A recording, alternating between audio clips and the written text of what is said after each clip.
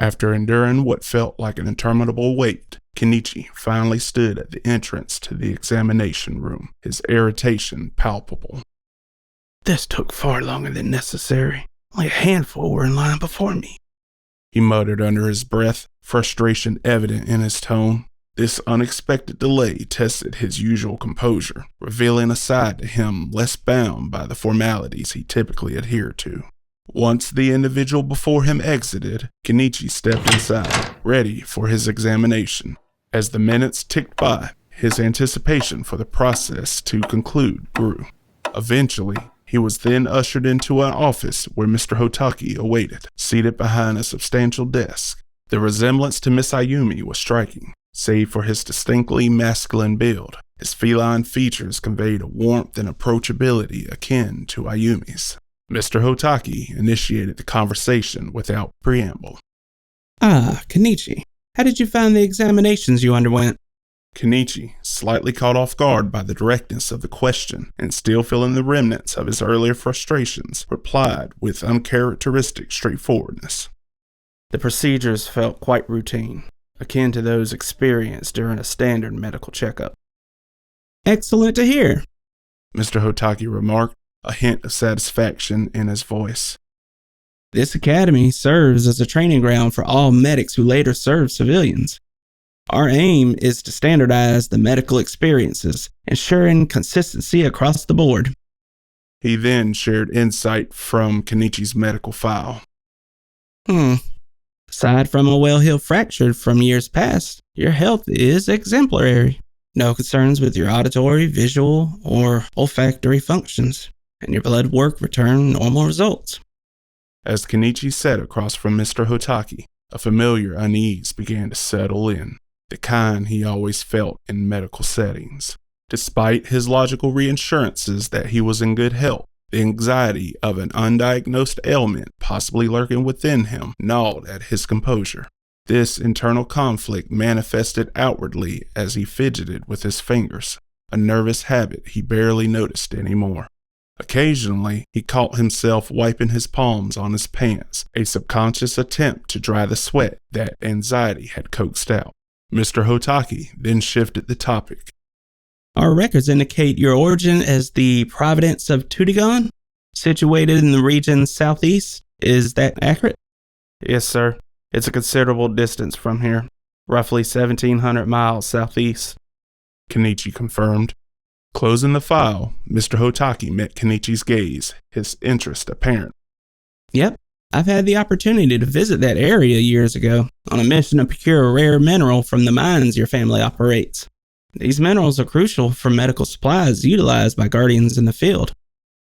This segue into a personal anecdote seemed to bridge the gap between professional and personal interaction, offering a glimpse into Mr. Hotaki's experience outside the confines of the academy. "Regarding your examination, are there any concerns or questions you wish to discuss?" Mr. Hotaki asked, setting aside the file to give Kenichi his full attention.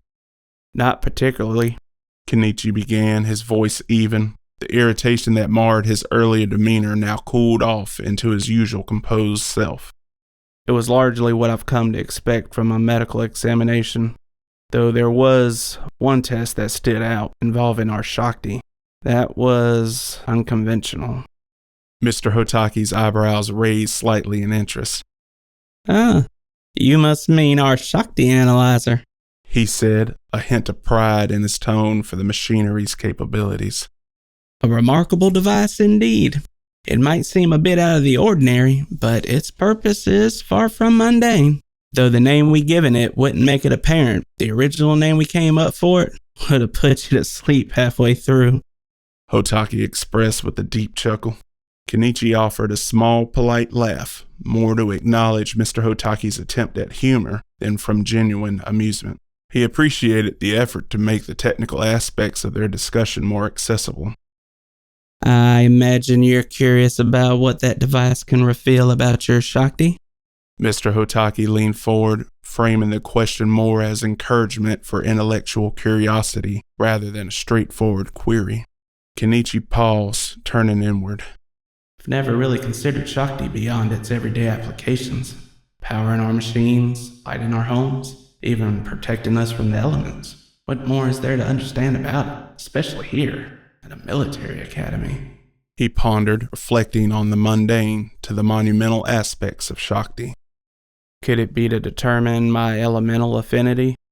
He finally voiced, repeating a common but superficial understanding of Shakti's complexities. Mr. Hotaki sighed softly, a gesture not of frustration with Kenichi, but reflecting his broader discontent with the educational landscape. It's always the same. These schools barely scratch the surface of what Shakti truly represents. They fail to teach its depth, its potential. This thought trailed in his mind, a silent critique of the system that, in his view, had settled for mediocrity. Indeed, identifying your elemental affinity is just the beginning.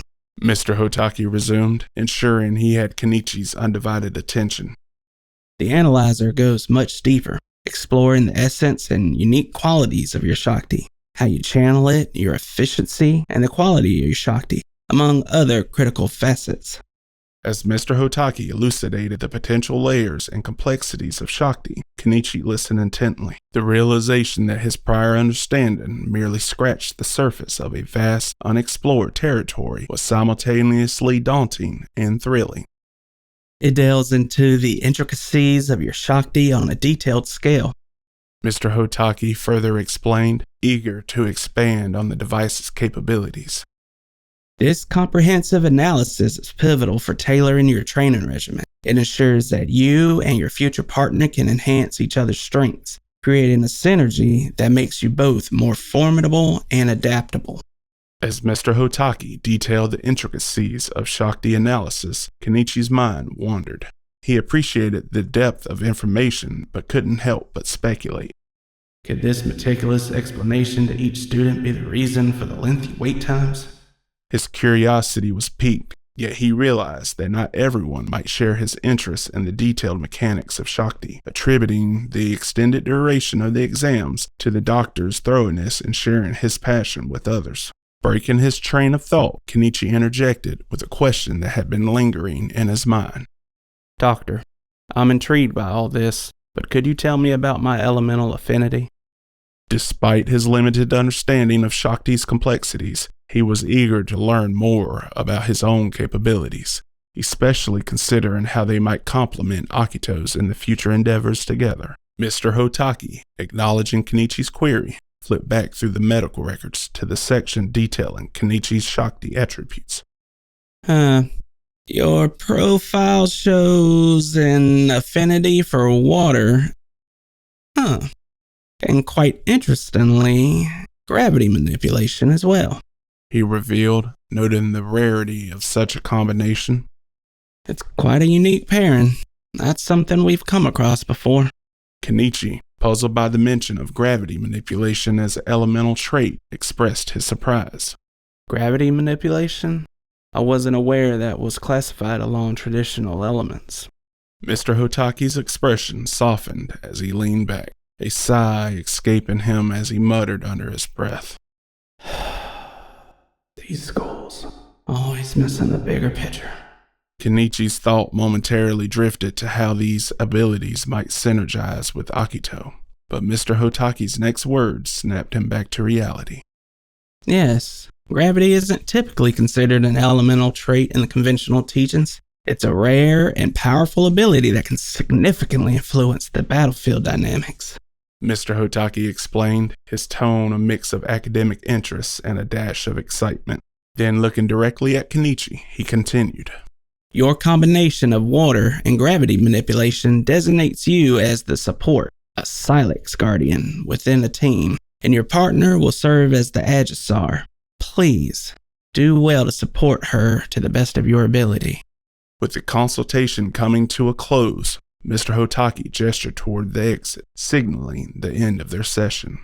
Please make your way back to the auditorium and join the others. Your journey here is just beginning, and there's much ahead for you and your partner. Kenichi, now armed with new insight into his Shakti and role as a guardian, stepped out of the office, his thoughts already racing ahead to the challenges and opportunities that lay in wait. Walking back to the gymnasium along the brightly lit hallway, Kenichi found himself mulling over the doctor's insight. So, my talent lies in water and gravity manipulation, and I'm destined to be a Sylex Guardian. He pondered, somewhat bemused by the notion. What's the scope of a Sylex Guardian's role, though? Hydrating allies mid-fight, or slicking the battlefield to trip up foes? He chuckled to himself, dismissing the amusing but unlikely scenarios. Has to be more sophisticated than that. But why assume my partner would be female? The thought puzzled him, especially since logical reasons might advocate for same-gender pairings to minimize distractions.